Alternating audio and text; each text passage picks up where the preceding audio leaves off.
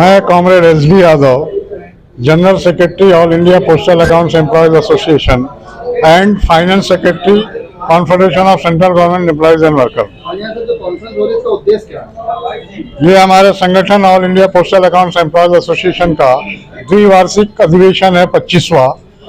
हमारे संगठन का हर 2 साल में एक राष्ट्रीय अधिवेशन होता है, जिसमें पिछले कार्यकाल की समीक्षा होती है कि हमने क्या खोया क्या पाया, और एक चार्टर ऑफ डिमांड बनता है।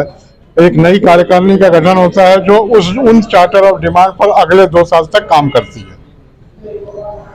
सर, यहाँ सम्मान भी किया गया, किस विषय पर सम्मान किया गया, किन लोगों को सम्मान किया गया? ये हमारा ओपन सेशन था अधिवेशन में। इसमें सारे केंद्रीय कर्मचारी के बड़े नेताओं को हम आमंत्रित करते हैं और उनका सम्मान करते हैं और उनके विचारों से पूरा हाउस अवगत होता है। सर, सरकार से किस तरीके की मांगे हैं? सरकार से जनरल मांगों में तो हमारे सेक्रेटरी जनरल ने बाइट दिया है।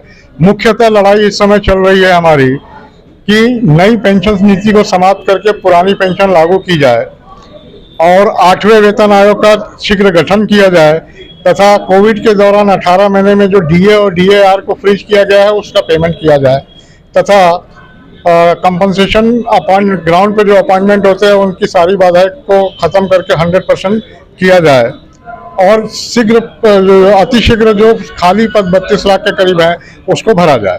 ये 5 मांगों को लेकर सर, आज यहाँ पे से कहाँ से लोग आके जुड़े हैं? पूरे देश से 22 राज्यों से डेलीगेट और ऑब्जर्वर आए हुए हैं। सर, आज यहाँ कॉन्फ्रेंस में आए हैं, क्या कहना चाहेंगे मीडिया के माध्यम से? मैं भवननाथ पासवान हूँ, डॉक्टर अम्बेडकर राष्ट्रीय एकता मंच का राष्ट्रीय अध्यक्ष हूँ। ये all India postal employees association का 25वां अधिवेशन है, जिसमें पूरे देश के लोग यहाँ इकट्ठा हैं। 28 बरस हम all India postal accounts employees association में रहे हैं, वहाँ सर्विस किए हैं, और जिसमें 20 बरस लगातार हम जनरल सेक्रेटरी रहे हैं। आज बड़ा सौभाग्य की बात है, आज मीडिया के माध्यम से हम अपने पुराने साथियों का जो स्वागत कर रहे हैं यहाँ लखनऊ की सरजमी पे। ये हमारे पूरे 20 साल के पुराने साथी हैं, 25 साल के पुराने साथी हैं। आज 25वां राष्ट्रीय अधिवेशन है, इसमें हम सबका स्वागत करने आए। संदेशा देना चाहते हैं कि जो भारत सरकार ने नई पेंशन रूल लागू करके पुरानी पेंशन रूल खत्म करना चाहती है, इसमें सारे कर्मचारी अधिकारी आक्रोशित हैं। आज इस मुद्दे पर जबरदस्त एक बहस छिड़ेगी और एक संदेशा जाएगा कि अगर नई पेंशन रूल हटाया नहीं गया तो एक जन आंदोलन तैयार होगा। आज इस 2 दिन के अधिवेशन में ये बात कही जा रही है। मैं RN. Parashar, secretary general confederation of central government employees and workers, और ये हमारा कॉन्स्टिट्यूएंट ऑर्गेनाइजेशन है all India postal accounts employees association. इसका द्विवार्षिक राष्ट्रीय अधिवेशन यहाँ आयोजित किया गया है और इसमें सारे देश भर से सभी राज्यों से प्रतिनिधि पधारे हैं।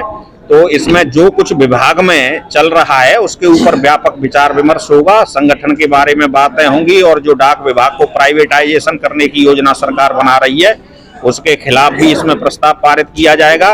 और मेन मुद्दा इस समय का जो सबसे बर्निंग इश्यू है वो न्यू पेंशन स्कीम का है कि न्यू पेंशन स्कीम हम लोग चाहते हैं खत्म करें, और ये आंदोलन बड़े स्तर पर कन्फेडरेशन और all India state government employees federation और नेशनल काउंसिल जेसीएम ने चला रखा है।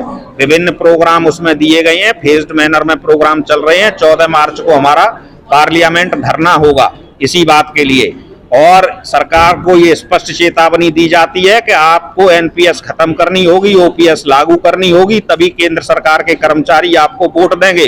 वरना हिमाचल के अनुभव से केंद्र सरकार को ये सीख ले लेनी चाहिए कि हिमाचल में केवल एनपीएस के विरोध में सरकारी कर्मचारियों ने वोट दिया और भारतीय जनता पार्टी वहां पर हार गई। उत्तर प्रदेश में भी पोस्टल बैलेट जो सरकारी कर्मचारियों के होते हैं उसमें 80% बैलेट भाजपा के खिलाफ गए थे। इसलिए हमारी सरकार से ये मांग है। इसके अलावा हमारी 8th पे कमीशन की भी मांग है। 18 महीने का जो डीए-डीआर कोरोना के चलते फ्रीज किया गया था उसकी भी डिमांड है। सारी पोस्टों को फिलअप करने की है। प्राइवेटाइजेशन के खिलाफ आउटसोर्स्ड वर्कर को 3-3, 4-4 महीने से पैसा नहीं दे रहे हैं। कैजुअल कॉन्ट्रैक्ट वर्कर जो लगाए जाते हैं, जबकि नियम ये है कि परमानेंट वैकेंसी के अगेंस्ट कैजुअल लेबर नहीं लगाया जाना चाहिए।